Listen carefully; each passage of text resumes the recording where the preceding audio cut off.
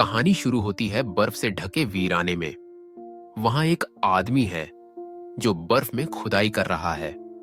ऐसा लगता है जैसे वो कोई तस्वीर बना रहा हो। उसके कपड़ों पर लिखा है ओवरगार्ड, लेकिन असली तस्वीर थोड़ी दूर से दिखती है। बर्फ पर बड़े बड़े अक्षरों में लिखा है SOS, यानी मदद भेजो। ओवरगार्ड का जहाज यहां गिर गया था और उसका इंजन टूट गया। अब वो अकेला इन पहाड़ों में फंस गया है। दिन बीतते जाते हैं, ठंडी हवा, बर्फीली रातें और बिल्कुल अकेलापन। लेकिन ओवरगार्ड हार मानने वालों में से नहीं है। उसने अपने लिए मछली पकड़ने का जुगाड़ बनाया है। जमी हुई झील में 3 छेद करके रस्सी और लकड़ी से एक जाल बनाया। हर दिन वो उससे मछलियां पकड़ता और खाता है। कुछ मछलियां वो बचाकर भी रखता है आगे के दिनों के लिए। खाना खाने के बाद रोज वो अपना सामान उठाता और पास के पहाड़ पर चढ़ जाता। उसकी आंखें हमेशा आसमान को टटोलती, शायद कोई जहाज या हेलीकॉप्टर नजर आ जाए। ओवरगार्ड के पास एक खास मशीन है। वो उसे रोज घुमाता है ताकि दूर कहीं मदद का सिग्नल पहुंच सके।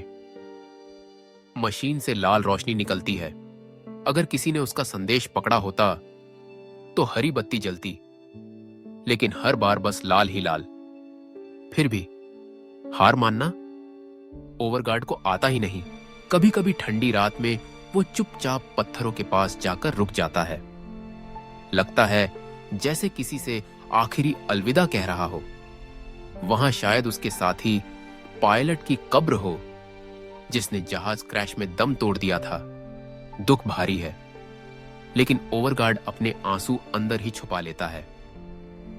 एक दिन जब वो अपनी मछलियां देखने जाता है तो अचानक उसे झटके से डर लगता है।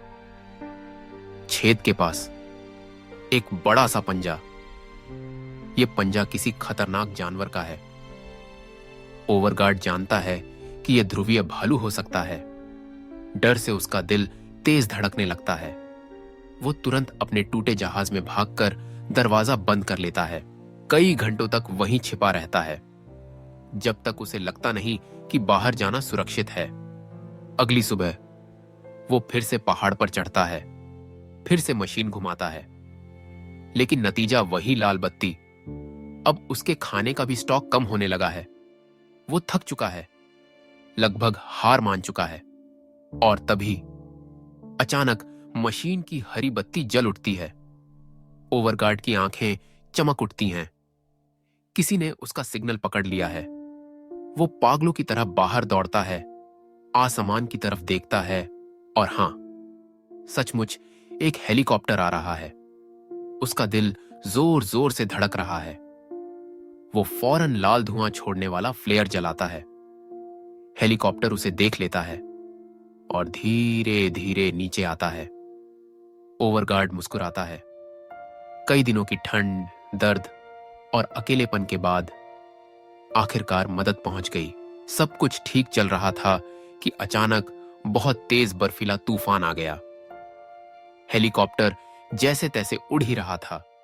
तभी पायलट को उसमें उड़ना मुश्किल लगने लगा। मजबूरी में उसे हेलीकॉप्टर को नीचे उतराना पड़ता है। लेकिन हुआ क्या? हेलीकॉप्टर फिसलकर बर्फ में जा टकराया। ओवरगार्ड दौड़कर वहां पहुंचा। हेलीकॉप्टर के अंदर देखा तो एक पायलट था, लेकिन वो अब इस दुनिया में नहीं रहा। वहीं पास में एक और आदमी, दरअसल औरत थी, वो अभी जिंदा थी, लेकिन उसके पेट में गहरी चोट लगी थी। ओवरगार्ड जल्दी से हेलीकॉप्टर में से फर्स्ट एड बॉक्स लाते हैं। स्टेपलर से उसके घाव बंद करते हैं ताकि खून रुक जाए। बाहर बहुत भयानक बर्फीला तूफान चल रहा था, इसलिए दोनों को हेलीकॉप्टर के अंदर ही रुकना पड़ता है। दोनों ने समय काटा इंतजार करते हुए, कभी चुप रहकर, कभी सांस रोककर। कुछ घंटे बीत गए। ओवरगार्ड ने वहां रखे हर सामान को चेक किया। उसे कुछ रस्सियां मिली, बर्फ पर चढ़ने वाली कुल्हाड़ी मिली और कुछ कप नूडल्स। कितने दिन से वो बस मछली खा रहा था। जैसे ही उसे नूडल्स मिले, खुश होकर उन्हें बिना धैर्य के कच्चा ही खा लिया। लेकिन ओवरगार्ड जानता था कि अगर ज्यादा देर हुई तो दोबारा बर्फीला तूफान आ सकता है। इसलिए तय किया घायल औरत को अपने पुराने जहाज की तरफ ले जाएंगे ताकि वो दोनों बच सके। ओवरगार्ड ने हेलीकॉप्टर में जितना जरूरी सामान था वो सब समेट लिया। हेलीकॉप्टर के ऊपर एक बड़ा सा मैसेज भी लिख दिया, हम 2 लोग पास की घाटी की तरफ जा रहे हैं, ताकि ऊपर से गुजरने वाला कोई हेलीकॉप्टर देख सके। दोनों मुश्किल से पुराने विमान तक पहुंचे।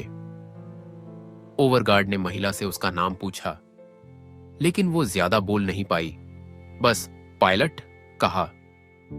ओवरगार्ड ने धीरे से सच बताया, पायलट अब नहीं रहा। महिला शांत हो गई। ओवरगार्ड ने बोला, तुम यहीं आराम करो, मैं एक बार फिर हेलीकॉप्टर में जाकर देखता हूं कोई और चीज काम की मिल जाए। ओवरगार्ड फिर से हादसे वाली जगह पहुंचा। देखा, पायलट अब पूरी तरह बर्फ में ढक चुका था। ओवरगार्ड ने उसे भी बर्फ के नीचे शांति से दफना दिया और ऊपर कुछ पत्थर रख दिए। फिर हेलीकॉप्टर के अंदर से ढेर सारा सामान निकाला। एक नक्शा, एक लाइटर, एक छोटा गैस सिलेंडर और स्टैंड जिससे छोटा स्टोव बनाया जा सके, और एक फैमिली फोटो जिसमें महिला अपने पति और बच्चे के साथ थी। ये देखते ही ओवरगार्ड थोड़ा उदास हो गया। उसने जरूरी सामान एक बर्फ पर चलने वाली गाड़ी में डाल लिया और विमान की तरफ रवाना हो गया। वापस आकर ओवरगार्ड ने महिला के पास वो फैमिली फोटो रख दी। अब समझ में आया, हेलीकॉप्टर पायलट और यह महिला पति पत्नी थे और उनका एक बच्चा भी था। महिला शांत थी, उसका दिल टूट चुका था। ओवरगार्ड प्यार से उसके घावों की सफाई करता है, दवा लगाता है और स्टोव जलाता है ताकि थोड़ी गर्मी मिल सके। वो नक्शा खोलकर देखता है, आसपास की जगहें समझता है। बाहर हवा फिर बहुत तेज चलने लगती है। ओवरगार्ड बाहर जाता है और अपनी मछली पकड़ने वाली रस्सी खींचता है। ओह, बहुत खुशी! इस बार उसके जाल में एक बड़ी मछली फंसी थी। अब तो मजा आ गया। मछली और इंस्टेंट नूडल्स मिलाकर गर्म सूप बना डाला। भले ही सूप बहुत स्वादिष्ट नहीं था, मगर इतने दिनों के बाद एकदम खास था। दोनों को कम से कम एक दिन और जीने की आशा मिली। ओवरगार्ड महिला को धीरे से जगाता है, उसे खाना देता है। थोड़ा सा खा लो, ताजा सूप है, तुम्हें ताकत मिलेगी। लेकिन महिला दुखी थी, उसका मन टूट चुका था, खाने का मन नहीं कर रहा था। ओवरगार्ड प्यार से समझाता है, हिम्मत मत हारो, सब ठीक होगा। कुछ दिन और बीते। ओवरगार्ड रोज बीकन चलाता, मदद की उम्मीद करता, लेकिन कोई जवाब नहीं आता। धीरे धीरे महिला की तबीयत और खराब होने लगी। वो रात में बहुत खांसती थी। एक सुबह जब ओवरगार्ड ने देखा कि उसकी हालत बहुत खराब है, महिला ने उसका हाथ पकड़ लिया। यह उसके धन्यवाद का इशारा था।